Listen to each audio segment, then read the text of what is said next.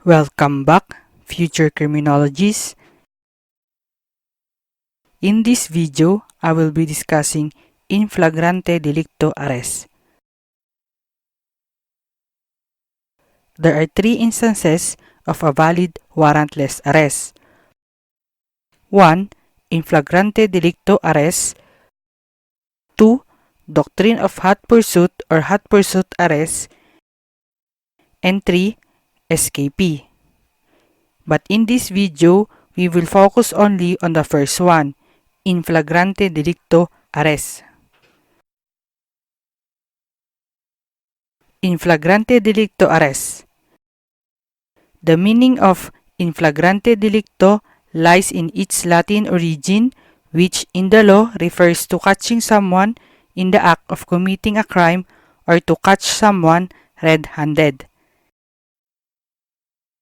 In the Philippines, in flagrante delicto arrest is embodied in Section 5, Rule 113 of the Revised Rules of Criminal Procedure.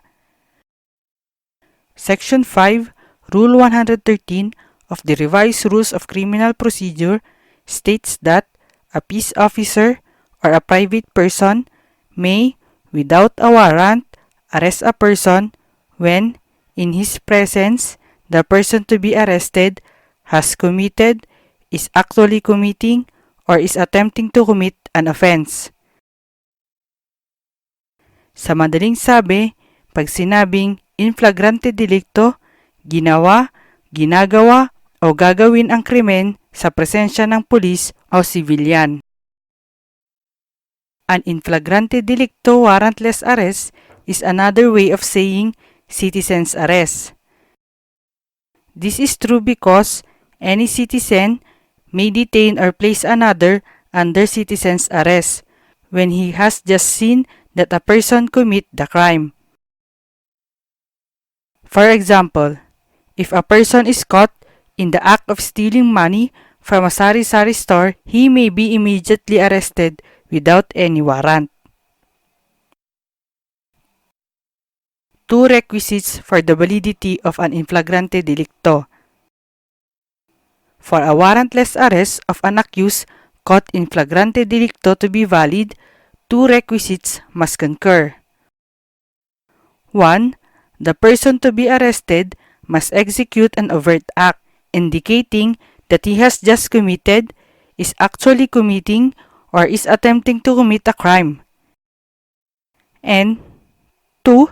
Such overt act is done in the presence or within the view of the arresting officer or person. What do we mean by overt act?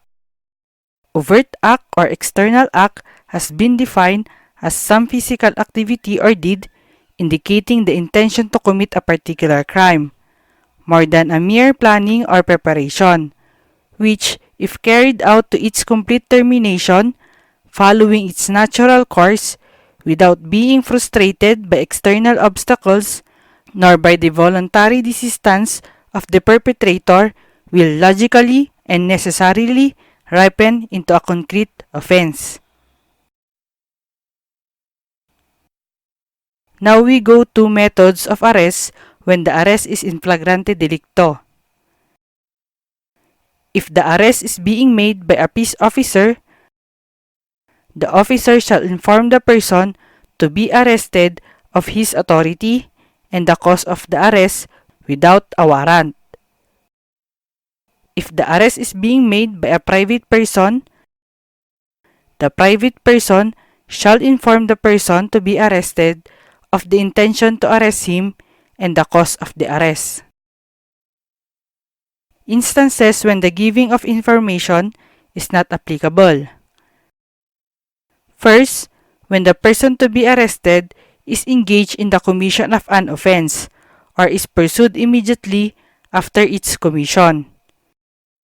Second, when he has escaped, flees, or forcibly resists before the officer has an opportunity to inform him. And lastly, when the giving of such information will imperil the arrest. Next, obligation of the arresting person after the warrantless arrest. When the arrest is made by a peace officer, the arresting officer must comply with the provisions of Article 125 of the Revised Penal Code or deliver the person arrested to the judicial authorities. Otherwise, he may be held criminally liable for arbitrary detention under Article 124. This is in addition to such other crimes or offenses that may be committed in the course of the illegal apprehension and detention. Period for officers to deliver the person detained under Article 125 of the Revised Penal Code. The person must be delivered to the judicial authorities within the period specified in Article 125. The delivery must be within 12 hours in case of light penalties, 18 hours in case of correctional penalties, and 36 hours in case of afflictive or capital penalties. On the other hand, if the arrest was made by a private person, the private person must deliver the arrested person to the nearest police station or jail. Otherwise, he may be held criminally liable for illegal detention. Consequences of illegal arrest. First, the documents, things, or articles seized following the illegal arrest are inadmissible in evidence.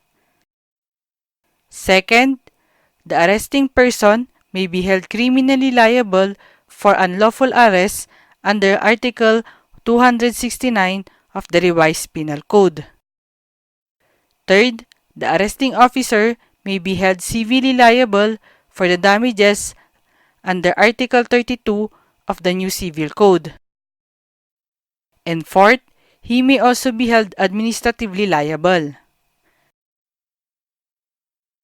To end, please subscribe to our channel and stay tuned for more videos.